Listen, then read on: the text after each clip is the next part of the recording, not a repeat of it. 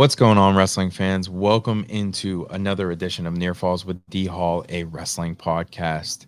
Episode number 85, featuring D2 national champion Jacob Ealy. So excited to bring this to you guys. It's been a long project for me, but ultimately one of my favorites. I mean, I've known Jake for a long time. He's a gladiator kid, of course, and, he had a lot of great battles in the Whippeal, which, of course, I'm fond to. And then he ultimately found his way to UPJ and Coach Ty Reinhardt and Papacor. And we talked about, the brotherhood and that everything that goes along with that. It was really a great conversation. And I learned a lot about Jake along the way. And, I hope you guys really enjoy it. So without further ado, episode number 85, Jacob Ealy.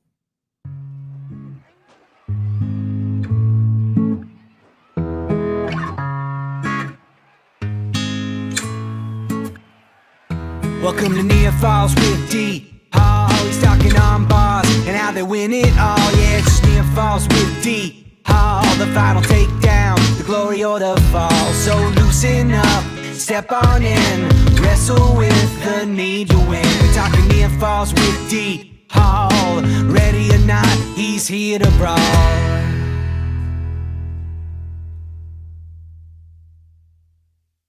Okay, welcome into another edition of Near Falls with D Hall, a wrestling podcast. Joining me today, one of my good friends. So excited to have him on. D2 national champion, Mr. Jake Ealy. How are you, sir? I'm good. How are you? Doing really good indeed. So pumped up to have you on. This has been a long time coming, right? Right off the bat, I'll just say this. Like last year, I'm like, hey, let's get this on. I want to have you on. Let's sit down here after Ty won his national championship, and you straight up told me, D Hall, wait a year. Wait till next year. And we're going to get into that. We're obviously going to get into all that. But, man, I'm pumped up. I hope you're pumped up. I'm excited. Hell yeah, man. It's going to be a good conversation. You're one of the Gladiator OGs, of course, so it's gonna be a blast. But first things first, man. How are you? I'm good. I just want to say thank you for the dinner. That was really good. Good stuff. We enjoyed that. Yeah, man. Yeah, a little bit of Marky, a little bit of D Hall, a little combo action. Never a bad time. Thank you. I appreciate that.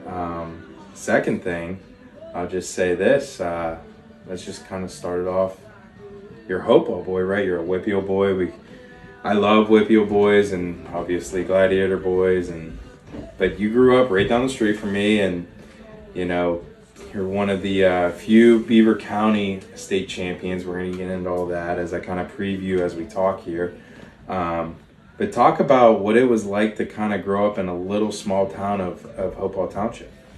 Yeah, I mean it was definitely a small town. I kind of grew up on a farm, so wasn't a big farm by any means, but my dad always had a couple steers in the backyard, a couple horses. Hold on, time out. You grew up with horses? Yeah. Really? Yeah. I had two of my own horses, Lucas and Jenna. Yeah. Did you ride them? I did. That's awesome. I love that. What kind of horses?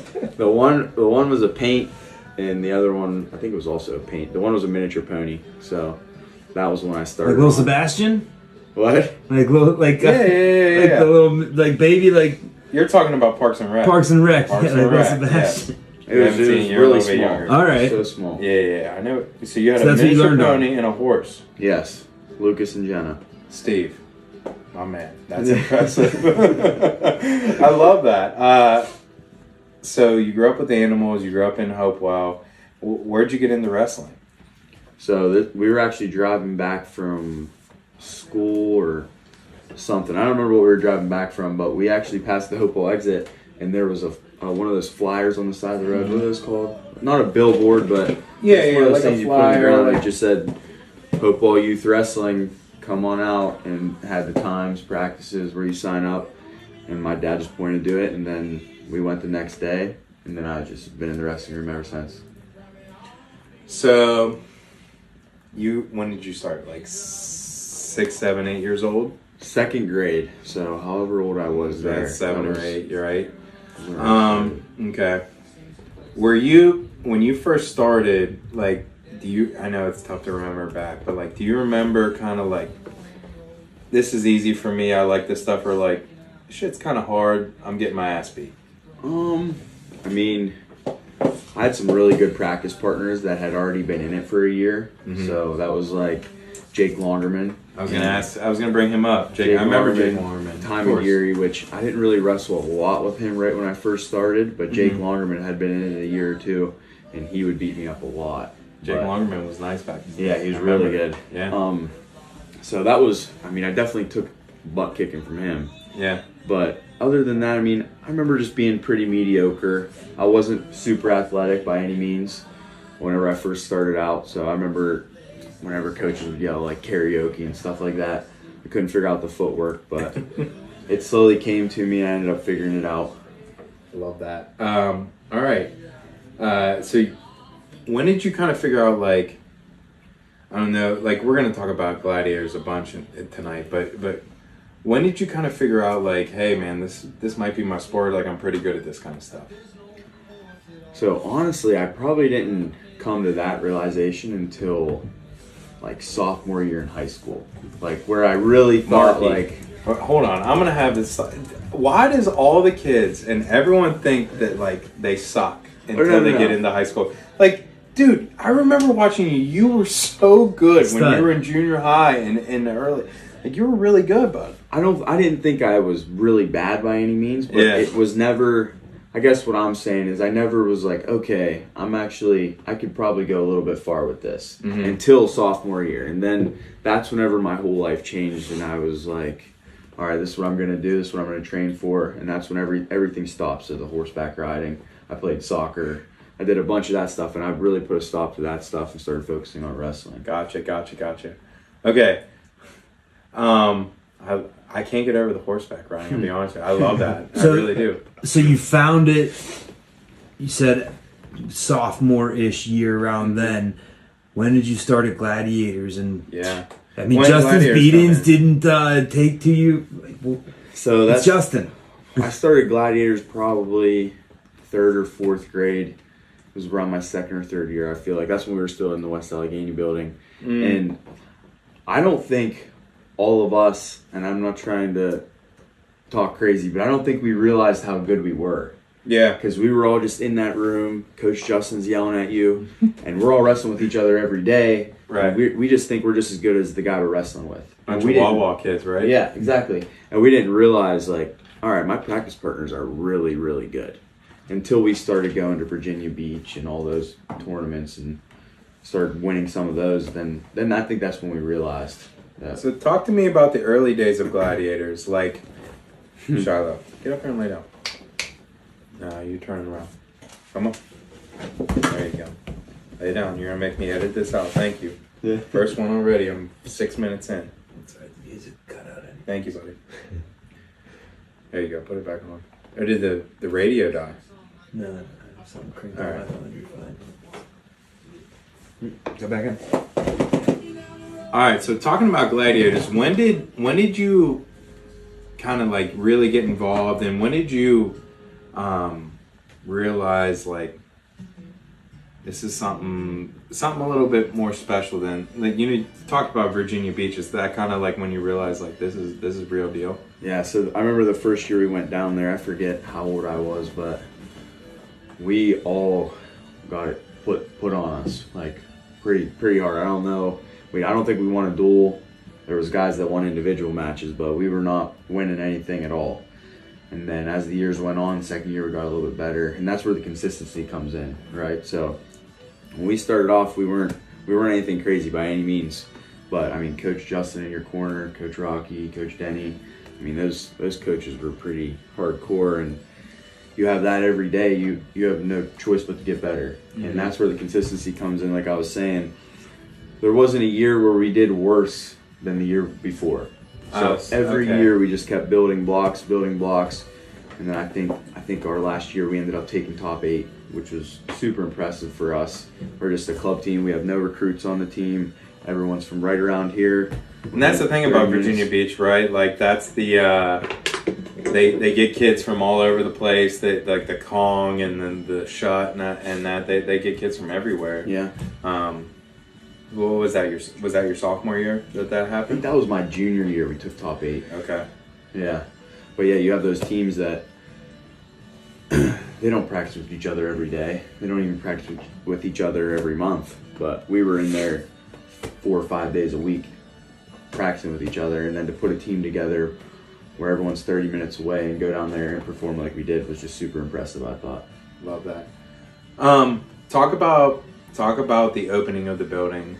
You were part of that whole process. You were part of the group that came through, and like you said, when you first started, you were wrestling at West Allegheny, and then I know that you guys were bouncing around at the Hopewell High School, and you were bouncing around here and there, and then all of a sudden, like, the building came available, and you guys are there. I drive past the building, you're there 3 or 4 times a week, and just grinding. And I know Justin to this day just leaves an open door policy for you guys. That, if you guys need something, you just go in there and roll around. Talk about the opening of the building and what that did for your development as a wrestler.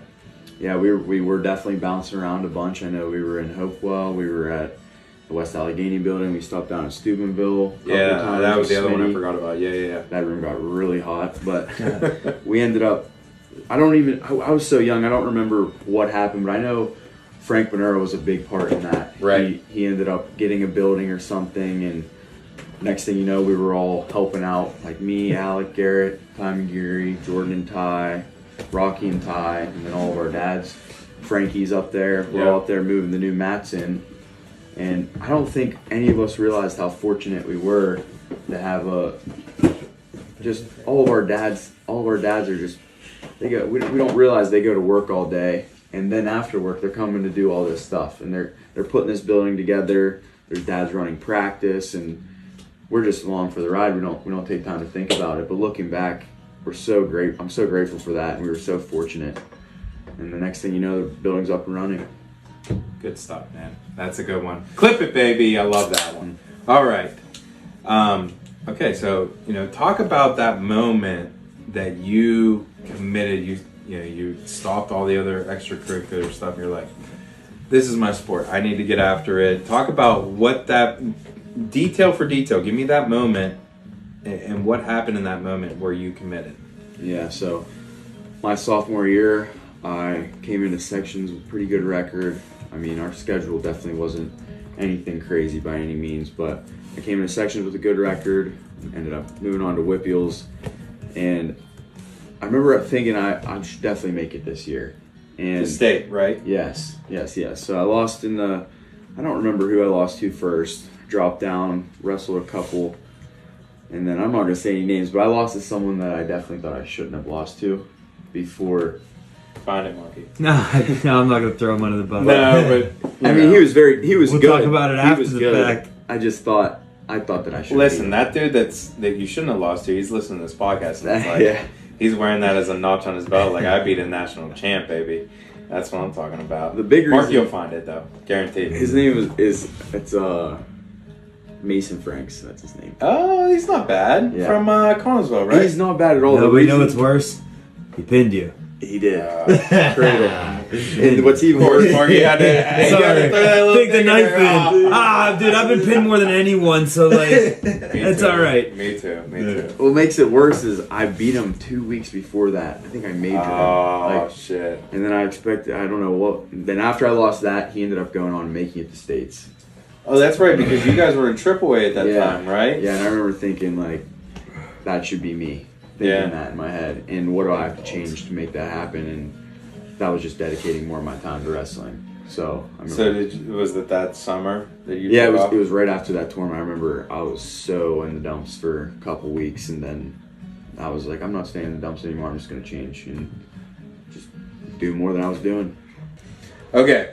So Hopewell, you talk about your sophomore year. You find that, and you start to grind. You ended pretty good, man. You have some really good wins along the way. Marky Bono put in some interesting results here. The only loss your senior year was to Sam Hilligus, but you beat Eric Gibson that year. Talk about progressing and eventually, getting to the top of the mountain and winning the state championship there for Hopewell. Yeah, so after my sophomore year, whenever I was a junior, still AAA, that's the year. Whenever I think about this is going to sound crazy, but whenever I think about some of my favorite wrestling moments success-wise, I go back to that junior year, taking 5th place at the state tournament, and it was just, I realized that all the work that I put in had paid off, and I wasn't supposed to even, I mean, I probably was supposed to be there, but I definitely wasn't supposed to place. And being able to grind through that tournament and getting 5th place, that was one of my proudest moments, honestly. And then, then going into my senior year. What'd you wrestle your junior year? On 26. Marky, what was that class? Who was all in that? What's that? The Whitfield class, 126. Hilligus was that year, right? Willichell. Am I right? Willichell, Caleb Morris, and... Yeah, Morris. Yeah. It's a nice quad. Yeah, I think we all placed that year. Right. I think we were all almost in the semis. Right. So, I mean... Kenny Heyman. Yeah. Cannon McBoy. Logan Saliga. Jake Downing. Logan Saliga was ranked number 1 in the country for D2. Kenny Herman was tough. He's a Catholic guy. Yep. So talk about easy way to go into that transition before we go into college or any of that. Talk about wrestling in the Whitfield. Like, what was that like? The Whitfield, I mean, I think until I die, I'll say the Western PA is the hardest place in the country.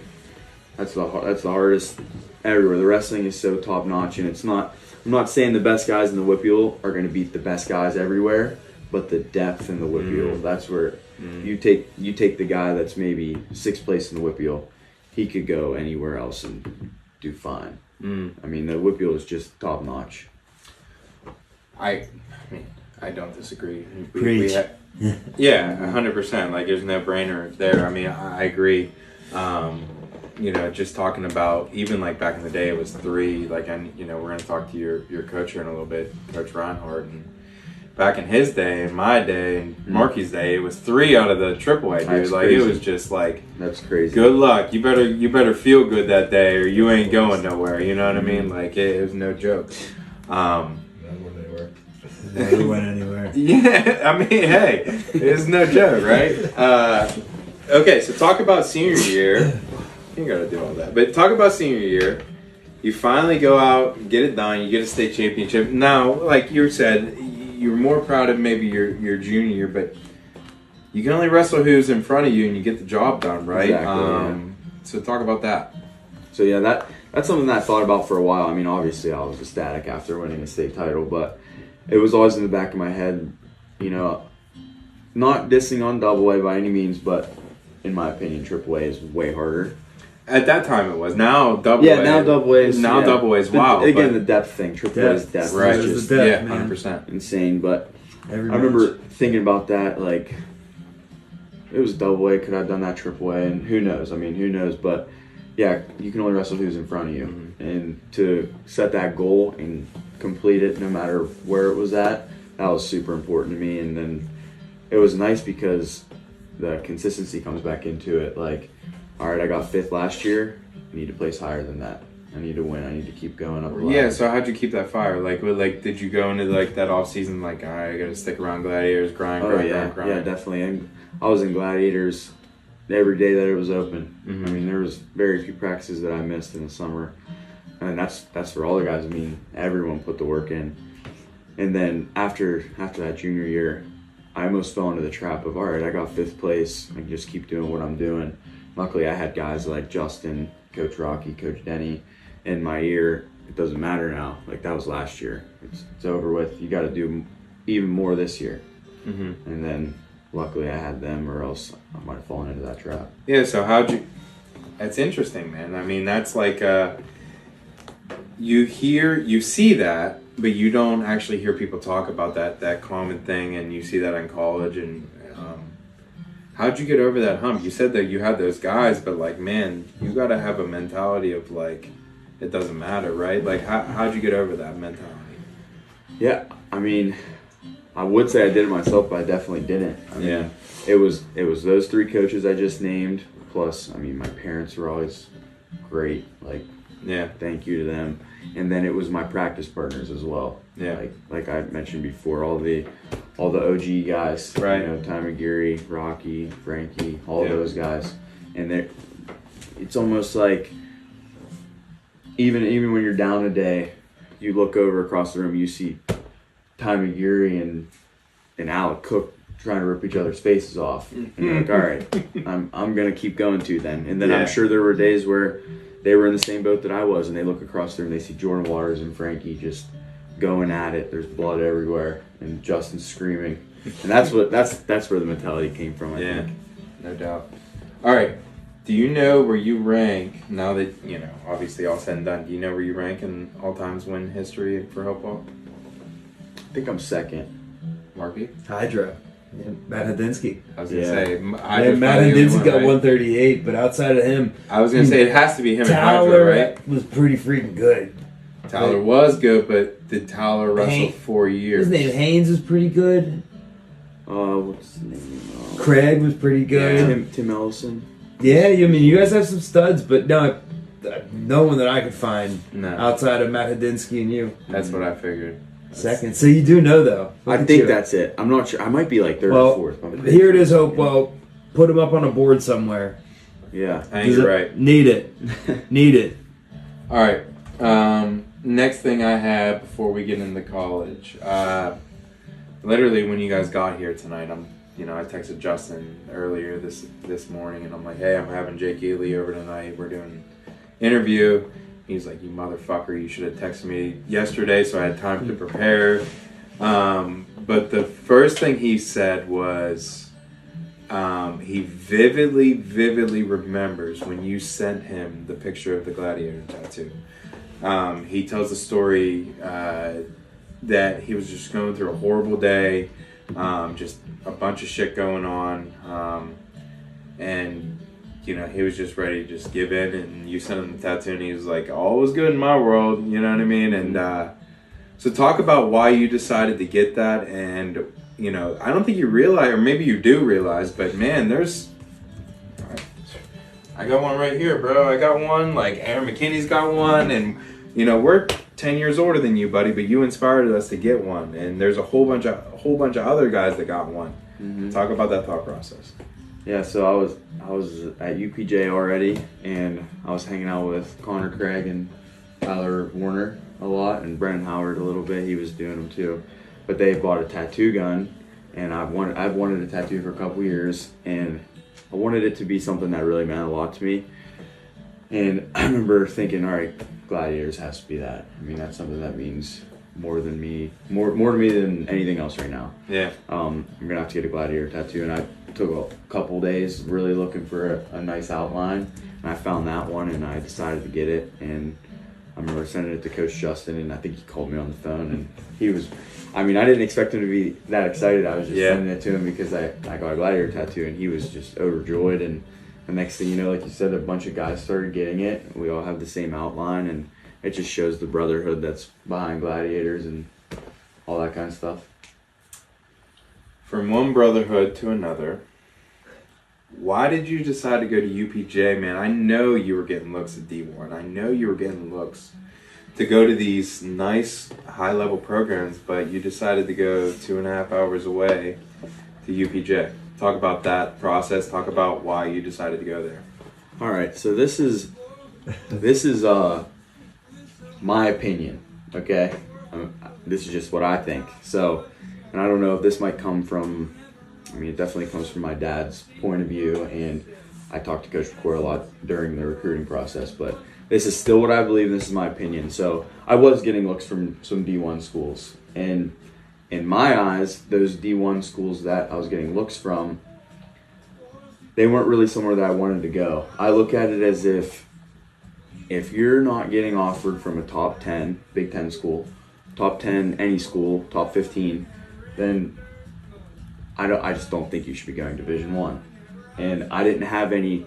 I think Virginia Tech was, which I like Virginia Tech a lot. Right. But there was no schools where, all right, I want to go there. I wanted to go somewhere where we were going to win as a team. Mm-hmm. No dissing on Hopewell, but we weren't very team-based by any means. Yeah. And I wanted to go somewhere where we were going to win and the team was going to work hard. And when I visited UPJ and I met all those guys, met the coaching staff, I knew that they were. Talk about your visit. What went on in that situation? Not situation, but what went on in your visit? Yeah, so we went up there. There was a group of like 7 of us that went up and saw the campus, and I remember thinking this campus is beautiful. Again, I'm from a small town. I love hunting. I love fishing, and that's an old ski resort, so it's beautiful. Cheat code for the old country boy. Makes exactly. sense. Yeah, it was. I remember loving that part, and then I could just tell, just walking through the sports center. I mean, that school is so wrestling based, and the tradition there is just, I mean, can't beat it. Yeah, you can't. It's insane. There's stuff all over the walls. Then you go in the wrestling room, and the walls are covered in all the history of the All-Americans, and all the alumni was so close still. And I just remember thinking, like, these guys, they want to win, and they're going to do what it takes to win, and they're going to care for you too. Mm-hmm. And then the brotherhood that I saw behind the scenes too with the guys, and it was just a no-brainer. I was going to go there. So instantly, it felt like for me, you know, right after your first year, I'm talking to Ty, and I'm talking to, you know, a bunch of guys that were UPJ alum. It was like you were an alum or like another guy right off the rip. You're like, Jake Ealy's another one of the brotherhood, right?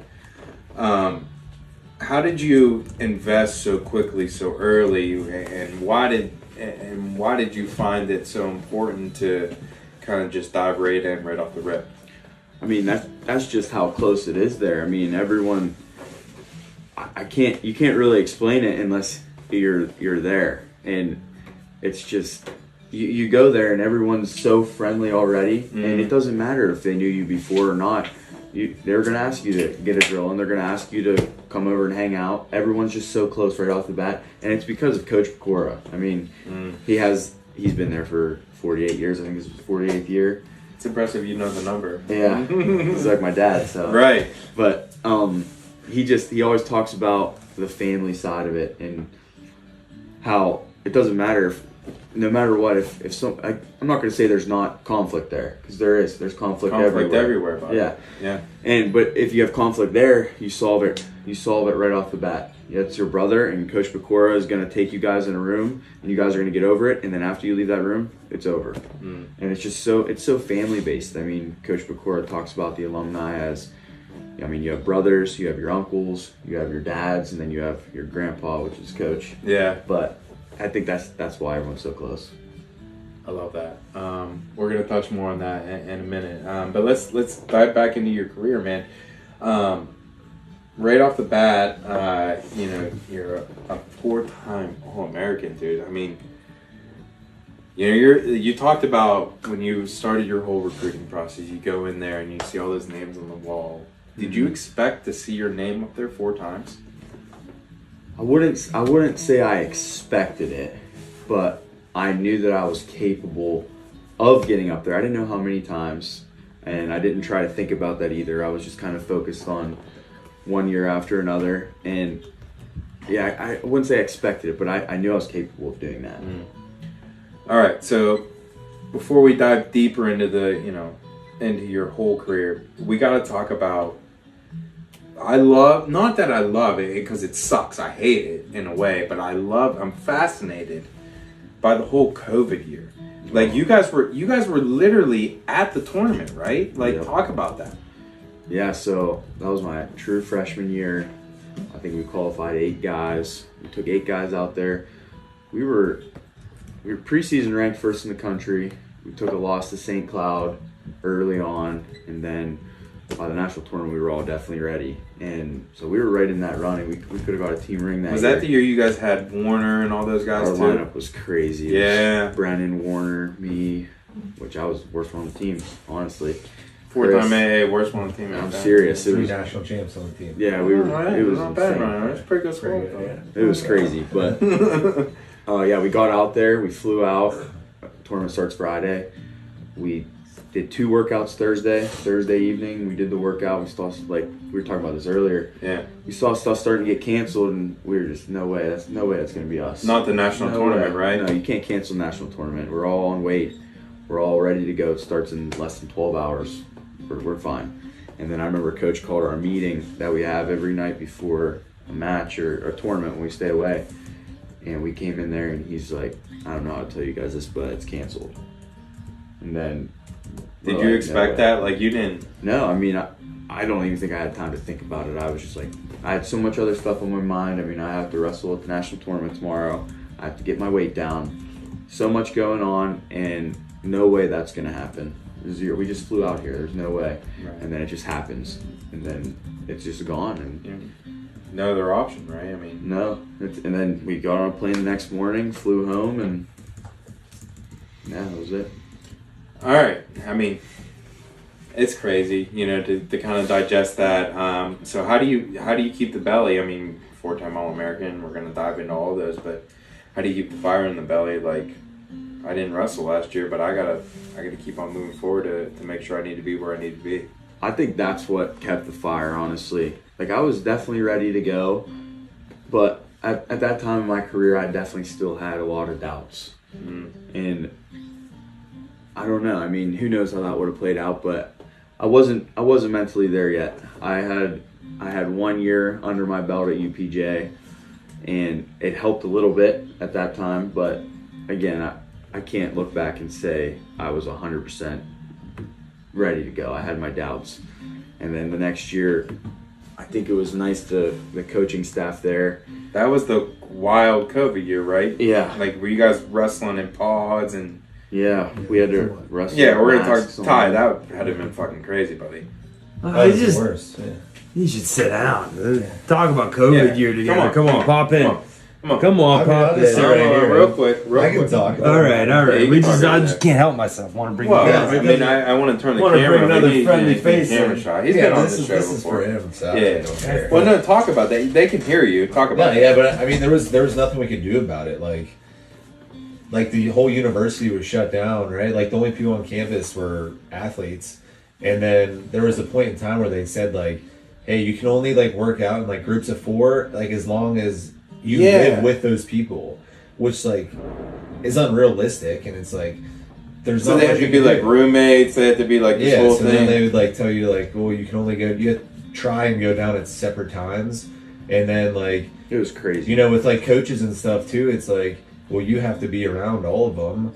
So it's like, what is the point? And they're making you try and wear masks. So it was just like, it was just chaos. And, like, I mean, everybody was no other dealing way to with say it. It's just fucking chaos. Yeah, and everyone was dealing with it, but it was just like, this isn't real life. Like, you can't wrestle with a mask on, and you can't just practice with who you're living with, because it doesn't.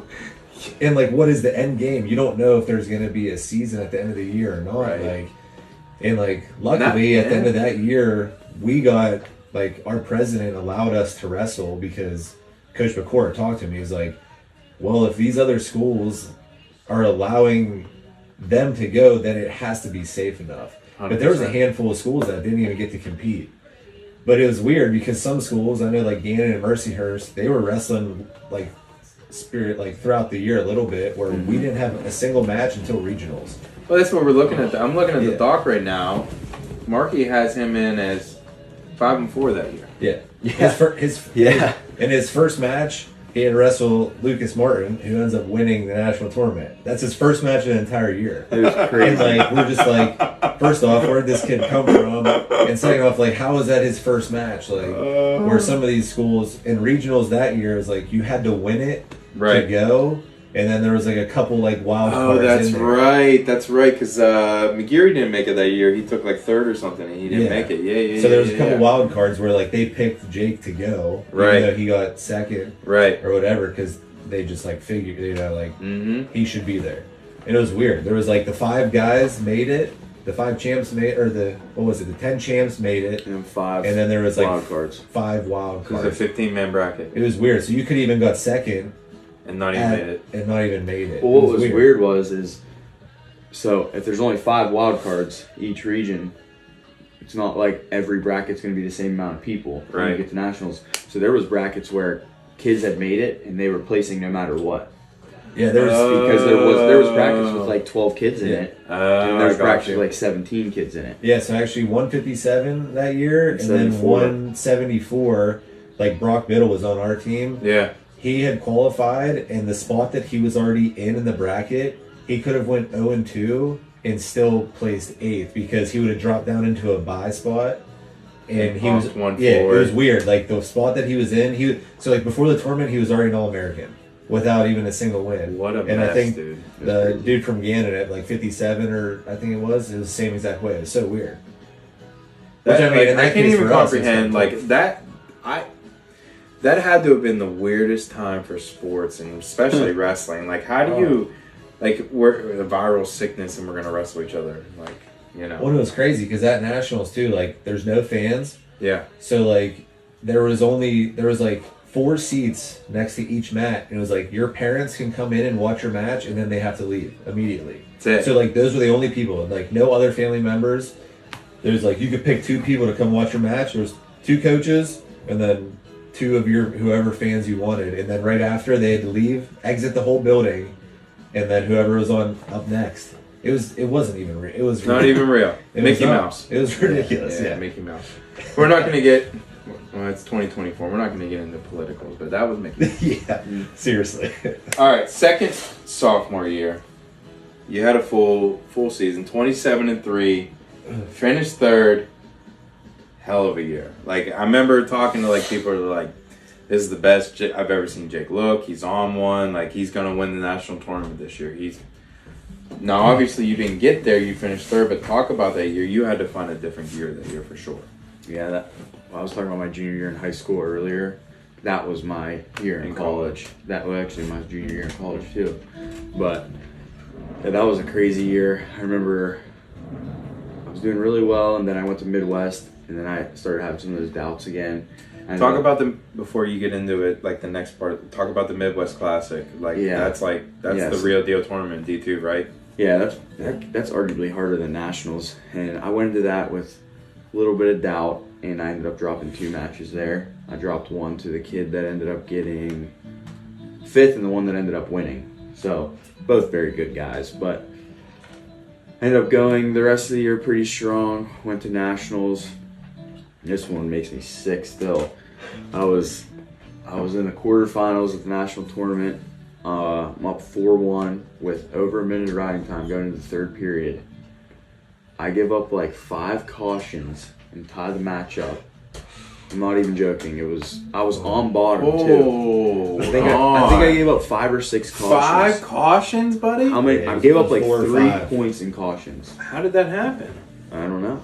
No. Being a nervous wreck. I don't know. You just kept riding that line. I was up wrong or something? I was up 4-1. I was like, I'm going into the semis, and I had over a minute of riding time. I was on bottom, up 4-1. I'm like, here we go. Just got to get out because I knew this kid was good at legs. I think I was just jumping. I don't know. You're trying to get to the fucking And seal it off. Oh. Yeah. Yes, I want to tell you the story. You know, before more than he does, he's blacking out over the kid there. he's wrestling, the COVID year, he wrestles the kid, and the kid banana splits him and pins him. 30 seconds. In 30 seconds. You takes remember him the story, down, you just didn't want to throws tell a it. leg in, banana splits him and pins him. Right. So when he's up, he's in I think he picked top, didn't he? Yeah. The kid picked top. So he's like paranoid on bottom, trying to get out. But we know the kid's a hammer on top. Like that's how he wins all of his matches. And the kid was at Wyoming for like 3 years. He's legit. Right. And then he literally just kept giving up a caution. I'm sitting there, I'm like, just stay still. Just stay still. And he Couldn't do it. No. And then the kid, he was good. He was really It goes to overtime. Right. Give up a takedown. Right. And coach asking me if I was even trying to win. Oh. Yeah, I was trying. The worst comment trying to ever. lose on purpose. Yes, I love to lose. It's the best. I enjoy it. So you take that loss there, but you find a way to trying to win. Yeah. hit the hammer spell, and you come back and take third. Yeah, so what was that backside like? that was great. Winning that backside. I mean, that's really hard. And Yeah. I remember dropping down, being completely out of it, and that's whenever guys like Ty come in and they get it completely out of your head, and you're just ready for the next one. You're ready for the next one. All right, you got to get third now. And I mean, the point where I was at mentally was, I don't even care anymore. And then having guys on your coaching staff like Ty, Coach Pora, and they're able to get your mind right back in the game. And then I was able to wrestle back. I had a really tough, all of them, but third and fourth was super tough. That was the 1 seed. I think he was a couple time finalist. I know he won at least once. And I remember beating him, ending on that good note. And that I realized, okay, if I can beat those kids, I'm good. And then that's where we went on. Junior year, another great year, 26-2. Another year, like, I'm talking to guys and like, Jake Ealy's gonna win it this year. I'm like, all right, I like it. I think so too. You take fifth. You were number one seed at the tournament. Correct me if I'm wrong, right, Ty? Number one seed at Nationals? Yeah, junior year? Yes. Yeah, undefeated. Yes. So number one seed, undefeated. Talk about coming up short there. Yeah, that one hurt really bad. I did everything right that year. I was undefeated. I remember I went into that tournament with so much confidence, and I thought that was my year for sure, especially after the year before that, and I knew how much work I put in. And then I remember I got to the semifinals, and I had to wrestle someone I hadn't wrestled before, which shouldn't change anything. And I don't know if I got in my head about it. I don't know if it was a style matchup, but I ended up dropping down, and that was just heartbreaking. Because the year before it was heartbreaking losing, but this year I thought there is no way I'm not winning this year. And losing that hurt so bad, and I dropped down, ended up dropping another one back to back, and I was just completely out of it, and my parents are trying to get me back in, and I'm trying to get myself back in, and then I ended up winning that 5th and 6th place match, which was nice, but still.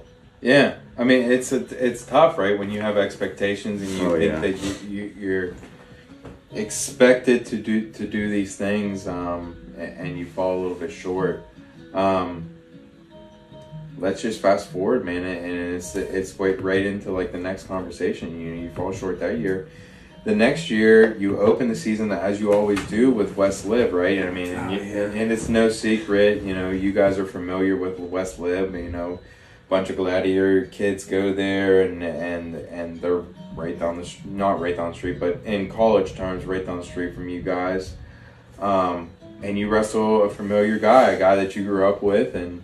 Dude that was probably looking up to you. Yeah, dude was probably looking up to you, and really like his his whole life he probably one of those Jake guys, Ealy, the man, the Gladiator legend. Yeah, like West Lib was probably ecstatic to get him, right? So it's like you go and you take a loss, but it obviously paid off in the end because you go out and win a national championship at the end of the year. But talk about that loss and obviously how it ended up in the right favor for you at the end of the year. Yeah, so going to that first duel, I was 100% sure I had a good weight cut. I was ready for the first match. I came off a great summer of training. I was definitely ready to go. And then next thing you know, he's getting his hand raised across from me. And I remember thinking it's the end of the world and having no idea what just happened. And I just couldn't believe it. I was very emotional. I truly thought it was the end of the world.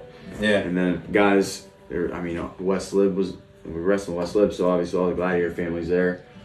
And Justin and Rocky are coming up to me, and I'm trying to just get a word out, and I just couldn't believe it. And Justin ended up pulling me aside and having a long talk with me, like, the normal stuff. It's first match of the year. I mean, it's your first weigh in. And I remember like listening to him, but not truly believing what he's saying and thinking, how am I going to be ready in March? Looking back, it's 5 months away. That's the first duel of the season. So true, right? It's Is there a better time to lose a match? Not even Thanksgiving, right? No, not even Thanksgiving. It's the first duel. On a tear after that too. Yes, he did. And then something unlocking your brain after that, like. Yeah, this, I'm going all in. Or like whatever. I was already going all in. He's just, Nico Taddy's very good. Nice, yeah. He's very good. And I wrestle with him all summer long, not making excuses at all. That's familiarity. I wrestle with him all summer long, and he is very, very good. He's very, very good. Yeah. And dropped that one, and then I end up, after a couple days, finally getting the mindset of, all right, sun comes up tomorrow, back to work, forget about that. It's over with. Love that. Beers I drank, a million. So you go out and you win your national title, and we've talked about brotherhood, and we've talked about how Coach Pecora kind of layers it. But talk about what it was like wrestling under Coach Pecora. Talk about him as a man. Talk about him as the legendary figure that he is. Yeah, Coach Coach Papacora is a legend. He has the most wins in collegiate history division across all divisions. What is it, 600 and... Oh, that's right. I did see that. He passed like all divisions, right? Or all sports, Marky, right? Just wrestling. Look it up. Jake's freshman year, he hit 617. That was to break awesome. the record. He's 661 according to and we were on ESPN. UPJ's website. I do remember this past year he broke 650. That's ridiculous. Shit. And John Smith was the second closest, and he just retired. He's still like sucker. 100, 200 behind. Yeah, he's not even close. And he's still climbing. Coach Patty P. He's still climbing. Finish on top, right? How many times? Yeah. Finish on top. Finish Draw back end the the period center. on top. Talk about what it was like wrestling for him. It was chaotic and crazy. I mean, he's yelling at you. It is. So when I first got there, it was. I'm gonna be honest. It was very hard to buy in to his philosophy and the way he looks at wrestling. I don't know why it was hard for me, because looking back now, makes so much sense, and I don't know how or why you would wrestle any other way. But when I first got there, I remember thinking, okay, this guy might be too old. But he's definitely not. And he knows his wrestling. Yeah. And then not only that, I mean, aside from wrestling, which he knows very well, he's a father figure. I mean, he cares about you so much. I mean, everyone on his roster, he cares about you so much. He'll do anything for you at the drop of a hat. He cares about your academics. He cares about your future. He cares about what's going on in your family life. He cares about what's going on in your social life. He cares about what you're doing spiritually. I mean, he's on the ball with everything. And I mean, he's just an amazing guy. The man. Yes, Love that. the man, yeah. Okay, next, talk about what is like there's two other guys we got to talk about on staff. Coach Jody, what a cheat code it is having young guns in the backyard, right? All the best high school kids in the country just coming and rolling around with you. You spent some time with Bo Bassett, and when he was real young, rolling around with him. Just talk about what it was like having young guns in your backyard. Well, it was great. Jody knows more technique than anybody on this earth, and I'm dead serious. I mean, I could ask him what to do from any single position in wrestling, and he knows. And it's not like he's throwing me some random answer. He knows exactly what to do, why you do it, and how it'll work in certain situations.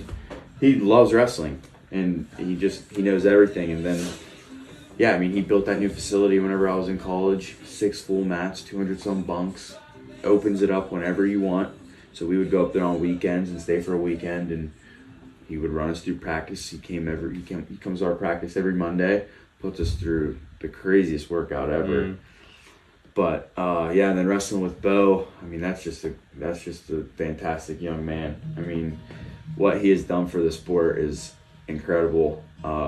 Getting to meet him at such a young age was super cool. When did you start working? How did that relationship form? When did he start working out with you? I honestly think, did I start going over there my freshman year? So he used to go with Howard a lot. Oh, yeah. And then Howard graduated, and then you started. Yeah, so Brendan Howard would go with him a bunch, and I would still go over there a little bit here and there. At his house? Yes, and then Brennan left because he graduated, and then, I would go with him. So I started a little bit my freshman, and then the sophomore. He was still super young. I mean, when I first started wrestling with him, he was probably 70 pounds, 80 pounds, and he could flow with me as good as any other guy in the college room. And his technique, I remember, and then he just gets older, and you just see him jumping levels, and you're like, wow, this kid's gonna be something great. And next thing you know, you see what he's doing. It's crazy. There's one guy I haven't officially asked you about tonight, and I've kind of saved him to the end before we kind of get into the last part of the show, but he's here, he's hanging out with us tonight. I've formed a relationship with him, and you certainly have formed a relationship with him, and he's awesome, obviously. Talk about your main man, your coach, Ty Reinhardt. Yeah, you want to go upstairs? Yeah. No, I'm here to cry with like kissing in the ass in front of someone. Me and Ty, I didn't know him at all before UPJ, and then along with the recruiting process, I started making a relationship with him. We start texting here and there. My freshman year, I still didn't know him that well, but I mean, he was definitely around. Huge asset, obviously. And then after a lot of the older guys started graduating, that's whenever we really started being friends. I can truly say he's one of my best friends by far. He's helped me so much in the wrestling world. I mean, the amount of hours that guy's put in to just help me accomplish my goals is unthinkable. I mean, he has his own life going on, and he's in mine anytime I need him. And I can just shoot him a text, he'll be there. And then even outside of wrestling, like, I mean, we all go through our stuff. I can reach out to him. He's gonna answer that phone call. He's gonna give me the advice that maybe it's not what I want to hear, but it's what I need to hear, no matter what. Yeah, he's the best. Love that. I'm not even gonna add to it. That's awesome stuff, buddy. Okay, you're done now, right? No more wrestling. You're hanging up the boots, in a way, right? Yeah. But still gonna be around. Talk about your next move and what is it? Yeah, so my next move I wasn't really sure of until honestly a month or so ago. After season this year, head coach at Ashland University, Cool Spawn Seller, he wrestled at Ohio State, very good, very good. He reached out to me on Instagram and we kind of started talking about maybe being the assistant there. And I didn't know what I was going to do. One thing led to another. I ended up being super interested, headed out there for an interview, loved the campus, loved hanging out with him. He's really cool. Is that something you always thought you were going to do, is be a coach, or did you think like, after college I'll figure out whatever I want to do? Or So I was originally just going to end up, my dad has a flooring company. I was originally going to end up just doing that with him, then end up taking that over. Right. And I was going to open a club, which we kind of did open a club, me and Filippo Crivelli, called Backbone.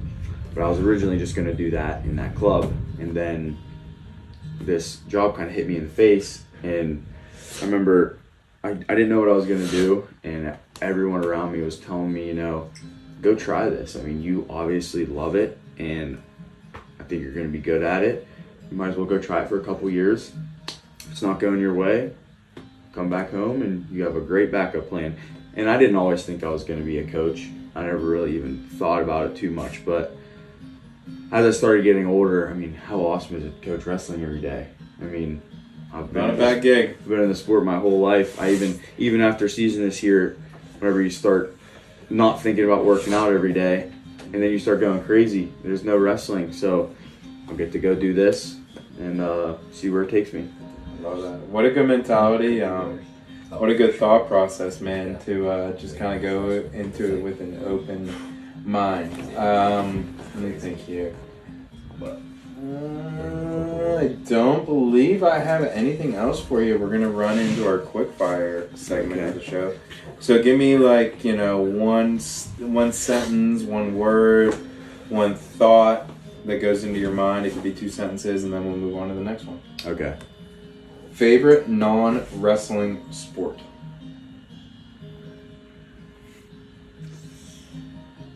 For you to play, watch, do whatever your thoughts are on it.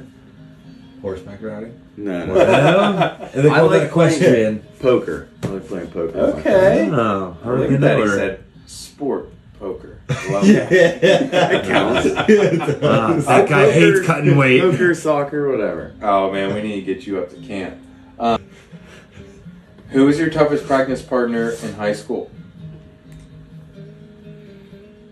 I can't pick one. I'm going all of the Frankie, Alec Cook, Garrett and Rocky were a little heavy, so I didn't go with them. Yeah. Tom and Geary, who am I forgetting? Jordan. Oh, I thought you were going to leave him off. I was going to throw it in there. Say, you hear that, Jordan? That's everyone, right? Yeah, I think so. Yeah, that's pretty much. I mean, you know who you are. Yeah, exactly. You know who you are. You're in there. Okay, college. Ty Warner used to put it on me. Yeah, dog you. I'm going to go with Ty Warner. I've heard that about him. He was tough. I like that. Okay. All right. You had a long weight cut. You finally got down to weight. You're finished up. You compete. You're all done. You don't have to weigh in for like a week. You can eat what you want. Okay. What's your favorite meal? Okay, Chipotle with root beer, and then 30 minutes later, Oreos and milk. Done. He has it done. 8-ounce blackened salmon. No more salmon. No more salmon. All right, we got it. We got it. You got to give me the salmon story now. At Nationals this year, there was a super nice, like, meat and seafood steakhouse right next It's to the very hotel. nice, and it was like not expensive at all. So we're like, dude, what are the odds? Yeah, we got to check this out, right? I'm trying to make weight. They happen to have a 6-ounce blackened salmon on the menu. Lights out, so good. I probably had 7 of them. I ordered this, dude. 7 of I'm them. not kidding. It was I had it every in the meal. morning, He would text me and be lunchtime, like, and dinner. dude, 6 ounce. I'm like, Jake. He's like, dude, I just need that. I'm like, Like oh my mercury God. poisoning. What do I'm you literally, it's like connected. So I would have to go. I'm like, here we go. I have to order it and take it to his room. Order it and take it. And then like before the finals, I'm like, oh, we can actually go sit together. This is nice. Like everyone else is like hanging out. So what do you want for dinner, Jake? A 6-ounce? Blackened salmon. After the finals, I sent him the same text, and he just sent back, "Shut up." I'm like, dude, no more salmon. Over it. That's incredible. I love that. Okay. Pre-match tunes. What do you listen to get ready for a match? So I like to listen to some gangster stuff. So, 21 Savage, definitely. Okay. I like Future. I like Lil Baby. And then every once in a while, I mean, on the way to the match, Zach Bryan. Yeah. And when you're walking in the doors, Gangster. Gangster. Love that. All right. Drink of choice. Drink of choice. Yes. Root beer. Water. Water. Love that. What about adult drink of choice? Michelob Ultra. What a healthy Double man. vodka. I am not surprised. No You vodka. healthy man, you. 90 calories. Yep. Or whatever it is. Yeah. Of course. Hey, no one likes it yet. I have done this with you, and I'm excited to ask this question because I need an update. How's your golf game? Could always be better. We went today. We golfed a scramble. We shot 2 over. Nice. My golf game personally, you were explaining to me what a handicap is. Yeah. I didn't know that. Yeah. But mine's probably like a 15 to 20. There you go. Right? I mean, Yeah. I have days where I'll go out and shoot and play 9, and I'll shoot like 5 over. Yeah. But that's usually every. But you're breaking 100. Yes, definitely breaking 100. I'm like, You know the average golfer can't break 100. We'll Really? never break 100. Yes. The average golfer. The average golfer will Really? never break 100. You're above average. oh yeah, I definitely break 100. There you go. There you I go. just break the gloves. Yeah, exactly. All right, I know this is a long down the line, but I enjoy this question because, you know, I have a daughter and I have a son now. If you were ever lucky enough to bring children into this world, would you let them wrestle or would you push them to wrestle? Or what would that look like for you if that process happened? Yeah, they're definitely wrestling. Okay. I mean, if they can't, my son's definitely wrestling. Right, yeah. My yeah. daughter, I might throw her in there a couple years and she can go do gymnastics or something. But he's definitely gonna be on the mat. If he doesn't like it, I mean, obviously he doesn't have to do it. But yes, I'm putting him on the wrestling mat. That's Gonna give it a go. Yeah, Love that. great life lessons. Squealy. Where did that nickname come from?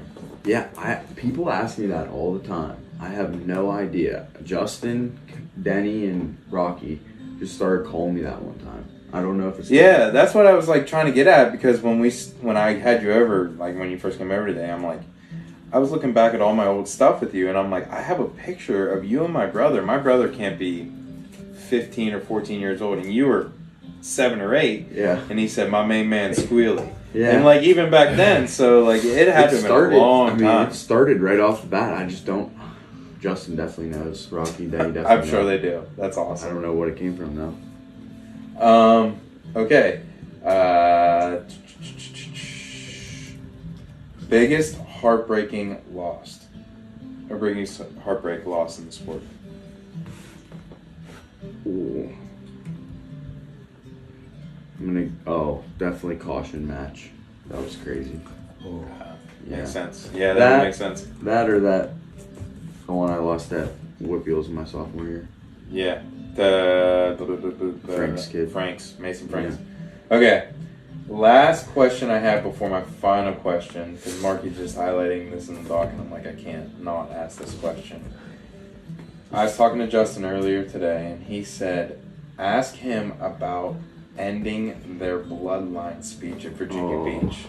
Talk about the what is he talking about? I can't include everything that went on in this conversation because the cops will literally be here. But so me, Ty McGeary, I think Alec was there, maybe Jordan. We're coaching the second Gladiator team. All right. Right. We come off a nice win. All right. We're definitely not in the winner's pool right now, but we just won a nice duel. Justin comes walking over. I'm like, he's gonna be proud. He's gonna be real proud. Apparently, his team just lost by like 1 or 2 points. Who knows why? But this is what he thought happened. All right. So brings us in. I'm like, all right, he's about to congratulate us. He starts getting that face where he's like mad, and I'm like, uh-oh. There's little kids all around and youth kids. The stuff he was saying was just insane.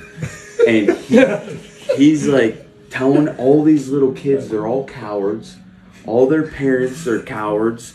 They have no heart, and he's using way different language. Right. At the end, he tells these little kids, he says, from that performance, your bloodline for your family deserves to be ended right now.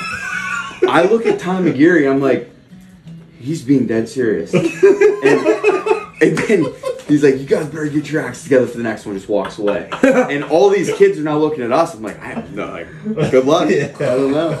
It was crazy. Sorry, little guy. It was insane.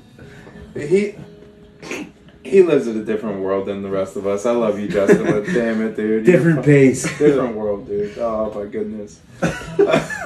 That's fantastic. Okay. What do I have? The final one, bud. Yeah, that's it. Last one. No. Yeah, the big one. Yeah. The one we ask everybody. The one we ask everyone, Marky. Favorite near fall or pin you've ever been a part of? Near falls with D-Hall. Favorite near fall or pin you've ever been a part of? Favorite near fall, catching that Navy in the national finals, picking it up, playing the guy on his back. That's definitely my favorite. You knew right there. You're like, I got it. Yeah, he was pinned, but yeah. Yeah. Yeah.